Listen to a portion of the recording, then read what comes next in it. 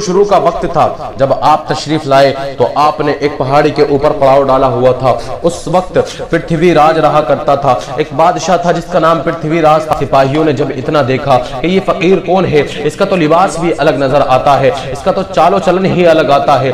فقیروں نے اتنا دیکھا تھا تو بادشاہ کی بارگاہ میں جا کر کے انہوں نے کہا تھا کہ ایک فقیر آیا ہے جس کا لباس بھی الگ ہے, جس کا چال چلن بھی الگ ہے. وہ پتہ نہیں کس کی عبادت کرتا ہے, کس کو پوجتا ہے, پتہ نہیں وہ کبھی جھکتا ہے کبھی کھڑا ہوتا ہے. جب کھڑا ہوتا ہے تو وہ ایسے گم ہو جاتا ہے, پتہ نہیں کس کی عبادت کرتا ہے. لیکن جب سپاہیوں نے اتنا کہا تو راجا نے کہا کہ ان پر پانی بند کر دو, انہیں یہاں سے بھگا دو, انہیں یہاں سے اٹھا دو اور ان پر پانی بھی بند کر دو. جس کو انا ساغر کہا جاتا ہے, وہاں سے میرے خواجہ غریب نواز وضو کے لیے پانی لیا کرتے تھے, وہاں سے وضو بنایا کرتے تھے, پینے کا پانی بھی وہیں سے استعمال کیا کرتے تھے.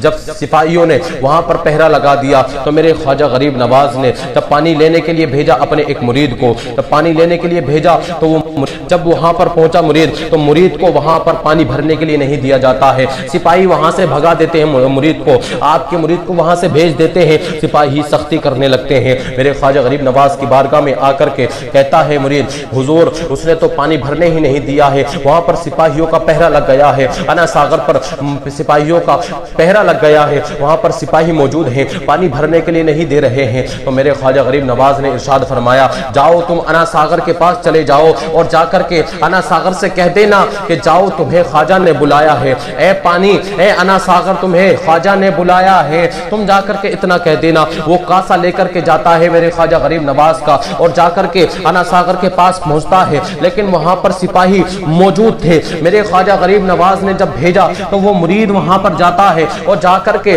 انا ساغر کے پاس کھڑا ہو کر کے عرض کرنے لگتا ہے, اے انا ساغر, اے پانی تجھ کو خواجہ نے بلایا ہے, اے تالاب تجھ کو خواجہ نے بلایا ہے, میرے خواجہ نے بلایا ہے. جیسا ہی اتنا کہا تھا وہ تالاب سارا کا سارا میرے خواجہ غریب نواز کے کاسے میں آ جاتا ہے, اور جب کاسے میں آ گیا تو وہ مرید کاسا لے کر کے آ جاتا ہے. جب سپاہی دیکھتے ہیں کہ تالاب ابھی تو بھرا ہوا تھا, ابھی پانی کہاں چلا گیا, اس کا پانی کہاں چلا گیا, یہ کیسے خشک ہو گیا, یہ کیسے سوکھ گیا, سپاہی جا کر کے راجا کی بارگاہ میں بتا دیتے ہیں نہیں پانی کہاں چلا گیا. لیکن جب اتنا کہا تو راجا نے کہا کہ تم نے جو اس بابا پر پانی بند کر دیا تھا, جاؤ اب اسی کی بارگاہ میں جاؤ اور جا کر کہہ دو کہ ہم تمہارے غلام ہیں, اب تم پر کوئی بھی سختی نہیں کریں گے. تب جا کر کے اتنا کہا کہ یہ پانی واپس تالاب میں لوٹا دیجئے. جب راجا میرے خواجہ غریب نواز کی بارگاہ میں آتا ہے اور آ کر کے عرض کرتا ہے, اے بابا کہ یہ پانی سب پیتے ہیں, اگر پانی نہیں ملے گا تو سب مر جائیں گے.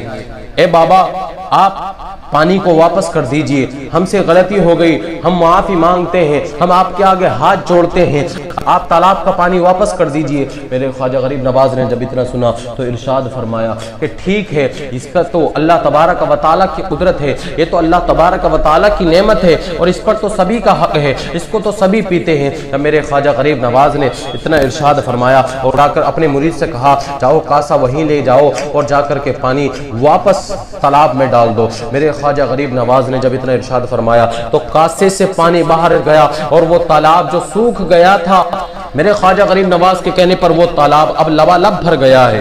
یہ میرے خواجہ غریب نواز کی شان ہے. میرے خواجہ غریب نواز کی شان کا عالم کیا ہے, آپ جس پر نظر عنایت ڈال دیں اس کی بگڑی ہی بن جائے.